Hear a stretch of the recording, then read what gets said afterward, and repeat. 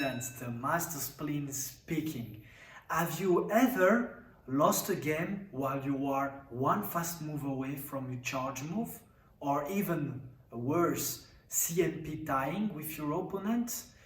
Then you will like the following and the last lesson of January with Elisa Nobile on perfectly timing your charge moves. For those who don't know Elisa Nobile was the first player in the Italian leaderboard for Silph Season 1 and Silph Season 2. She even was in the worldwide leaderboard, so at the 13th spot for Season 1 and at the 55th spot for the Season 2, reaching the elite Silph rank. So without further ado, I just give the floor for this, I'm assuming, super interesting lesson. Hello everyone and welcome back to my PvP Academia. I'm Elisa Nobile and the topic of today is charge move timing. So in this presentation I'll explain you when is the best time to throw your charge move. I will not focus on individual matchups and how they can change if the opponent gets free turns, because in general this is beneficial in most situations. So starting from the basics, the game is split into turns and every turn has a duration of 0.5 seconds. Throwing a charge move takes exactly one turn. In the game, there are different fast moves with different duration. There are 1, 2, 3, 4, 5 turn fast moves, and here are some examples. At the moment, there is only one 5-turn fast move, which is Incinerate, but we don't know, maybe in the future we will see some additions. Maybe you are wondering why it's so important to do the charge move at the right time, and I'm here to explain you. After each charge move, there is a reset. Reset means that if you are in the middle of a fast move, the opponent's charge move will cut your fast move animation and you gain the energy from that fast move. So it's very important to throw at the right time in order to not give the opponent free turns. Now we can start to analyze what is the correct behavior against different opponents. Against one turn fast move opponents, like for example Altaria, Regisil or Rainy Castform, you can throw at any time because their fast move takes exactly one turn. So it doesn't matter if you are Toxicroak, Azumarill or Hypno, you can throw at any time. Against 2-turn fast move opponents, for example like Galarian Stunfisk or Toxicroak, you want to throw your charge move at the end of their fast move animation, and they end their fast move every 2 turns.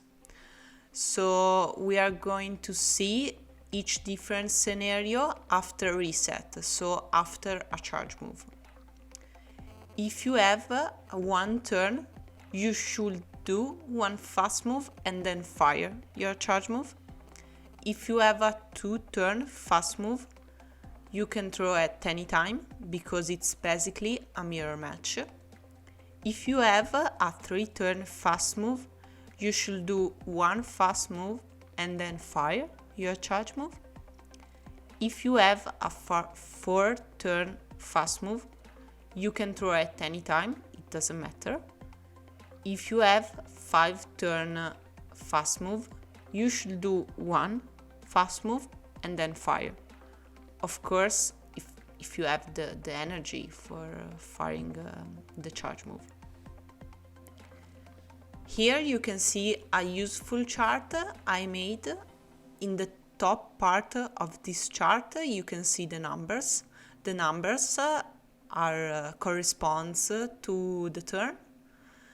And you can see the Galarian Stunfisk is the Pokemon I took as an example. The green boxes corresponds to the end of the fast move animation. So for Altaria, Toxicroak, Skarmory, Galvantula and Typhlosion, these Pokemon have a different fast move duration, and with the star you can see the best turn to throw the charge move in order to not give a free turn to the opponent. So it's better if you are able to throw your charge move at these turns. Against 3-turn fast move opponents, like for example Azumarill or Skarmory, as before, you want to throw your charge move at the end of their fast move animation. So we're going to see the different scenarios with different Pokemon after the reset. So if you have a 1-turn fast move, you should do 2 fast move and then fire. If you have a 2-turn fast move, you should do only 1 fast move and then fire. If you have 3-turn fast move, anytime, because it's basically a mirror match. This is tricky because if you have a 4-turn fast move, you should do 2 fast move and then fire. And if you have a 5-turn fast move, you should do only 1 fast move and then fire your charge move. This chart is very similar to the previous one, so you can always see the green boxes and the stars, but you can also see some red crosses. These red crosses stands for the next best spot to throw your charge move in case you miss the most optimal spots. So if you throw your charge move in correspondence of these red crosses, you will give only 1 turn to your opponent. So it's kind of okay. Against 4-turn fast move opponents, like for example Hypno or Galvantula, you always want to throw your charge move at the end of their fast move animation. And in this situation is even more important because fast moves like Confusion or Volt Switch give a lot of energy to the opponent. So you don't want to give extra energy to your opponent. So as always, we are going to analyze all the different situations after the charge move reset. If you have a 1-turn fast move, you should do 3 fast move and then fire. If you have a 2-turn fast move, it's easier. You should do only 1 fast move and then fire. If you have a 3-turn fast move, you should do only 1 and then fire. And if you have a 4-turn fast move, you can do anytime because is basically a mirror match. And if you have a 5-turn fast move, you should do 3 fast move and then fire. This is tricky because 3 fast move it's a long time with Incinerate. This chart again has green boxes, stars and crosses. But the first thing that you can see is that if you are Skarmory against, for example, Hypno, there are only 2 best spots to throw your charge move. So the 4th turn and the 16th turn. These are the best. And there are 2 other spots that are decent. So the 7th turn and the 19th turn. So you have to be really careful in this situation. And also, if you are Typhlosion, there is only 1 spot, 1 perfect spot to throw your charge move, but there is also 1 decent spot where you can throw your charge move. Again, against 4 turn fast move opponents, you have to be really careful. Against 5 turn fast move opponents, like for example Rapidash or Chandelure, it's even more important to throw at the right time, because Incinerate gives a ton of energy. In my opinion, these Pokemon are very tricky to play against, but they are very useful in some formats, like for example in drafts, because the people are not used to play against against Incinerate, and they don't know how to play against. So you can use these in your advantage if you are playing Pokemon like Rapidash or Chandelure and so on. So as always, we are going to analyze all the different situations after charge move reset. If you have a 1 turn fast move, you should do 4 fast move and then fire. If you have 2 turn fast move, you should do 2 fast move and then fire. If you have 3 turn fast move, you should do 3 fast move and then fire. And if you have a 4 turn fast move, you should do only 1 and then fire. And as always, if you have a 5 turn fast move, you can throw it anytime. It's basically a mirror match. In this chart, you can see the best spots to throw your charge move, and you can see that they are not a lot of good spots to throw your charge move, so you have to be really careful, especially if you are a 4 turn fast move. So for example Galvantula. If you are Galvantula against Rapidash, the only best spot is in correspondence of the 5th turn, but if you miss that window, you are also able to throw your charge move at the 9th turn. It's not the best, but if you throw your charge move at the 9th turn, you will give only 1 turn to the opponent, so it's okay. It's still okay. Again, you have to be really careful against 5 turn fast move opponents. Otherwise, they will gain a ton of extra turns. That means a ton of extra energy.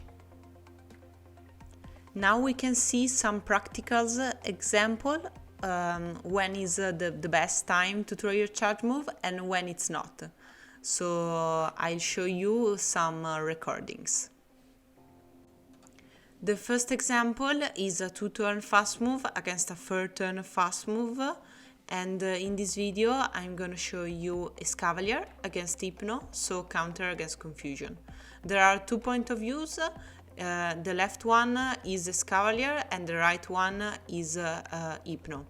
Hypno is there so you can check the energy after the charge move, but you can focus on Escavalier because you can see the right time and the wrong time to throw the charge move. So I'm gonna show you the clips.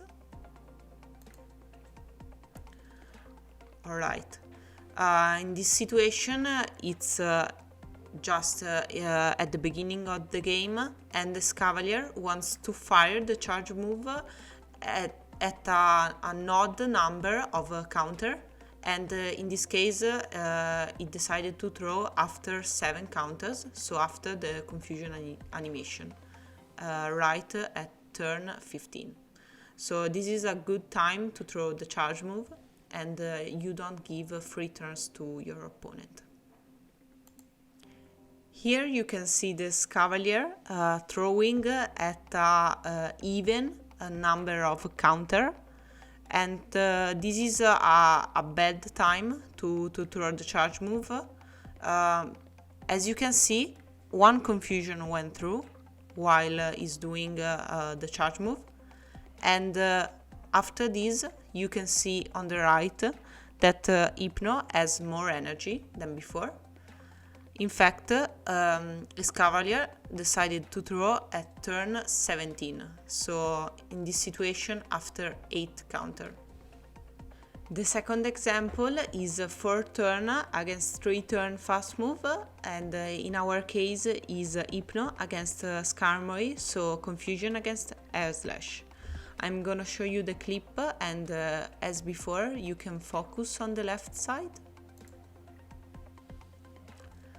This matchup is actually tricky because there aren't a lot of spots, good spots to throw the charge move. And here you can see that Hypno decided to fire Ice Punch after 5 confusion, so at turn 21. After this there is a reset, so Hypno did the 2 confusion, so we are at turn 9, and this is a correct timing to throw the charge move. Here you can see the Hypno throwing as soon as he has the energy for the Ice Punch, so right after 4 confusion at turn 17. And this is not the correct timing because as you can see, after this charge move, the Skarmory has a Sky Attack ready, so this is a bad timing. The last example is a 3 turn fast move against a 5 turn fast move, so in our case it is Azumarill against Rapidash, so Bubble against Incinerate. This matchup is even trickier than the previous one because there is only one good window for Azumarill to throw his charge move, and the opponent won't do his charge move before you because he's gonna wait and expecting you do some mistakes, so you have to be careful, otherwise you will give extra turns and this means free energy to your opponent. I'm gonna show you the clips. On the left side you can see Azumarill, and on the chart you can see there is a good window at turn 10, but at turn 10 you don't have the energy. There is another good window, it's not present in the chart because the chart has only 21 turns, but the other good window is at turn 25. So you can see that Azumarill has done 8 bubbles, almost 100 energy before throwing. Here there is the reset, so Azumarill is able to do 3 more bubbles and fire the charge move at turn 10. This is the right timing to throw the charge move.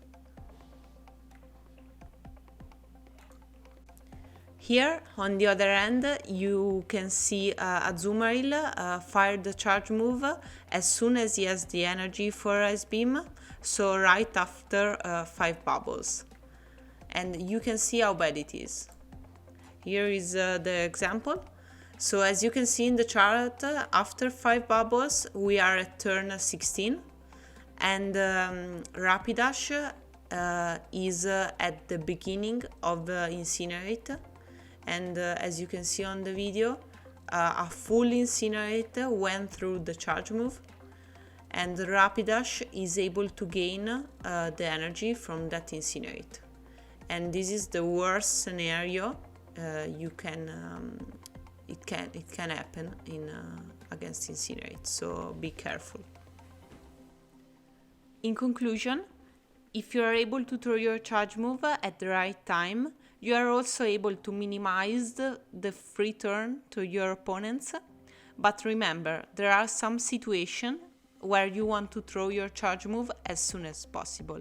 For example, if you are about to die, or if your opponent is about to throw a charge move, or I don't know, other situation,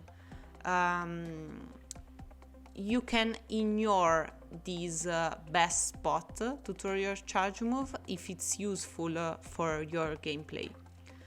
And also, this is the theory, but sometimes the game doesn't follow this behavior and doesn't follow these rules, because you know, Niantic, it's always Niantic. So I hope I have explained this topic in an easy and simple way, but if you have some questions, be sure to follow my PvP Academia on Twitch. We will be live on Friday, January 29th, answering some questions and playing some GBL battles, so don't miss that.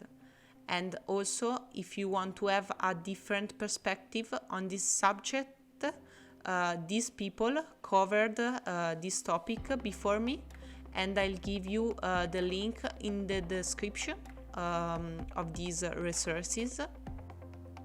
Thank you for taking part in this lesson. You can find me on Twitch and on Twitter at Elisa Nobile and twitch.tv/Elisa Nobile. Bye bye everyone, ciao a tutti!